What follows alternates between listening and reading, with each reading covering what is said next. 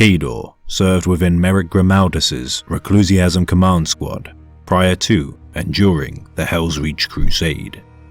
A revered veteran of the Black Templars, Kador would serve in his youth alongside Emperor's champion Bayard within the chapter's Sword Brethren, the elite personal bodyguards of the chapter's marshals.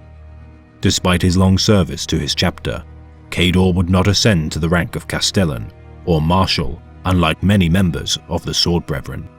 The oldest member of Squad Grimaldus by many years, Kador would be respected by his battle brothers for his long service within the Black Templars.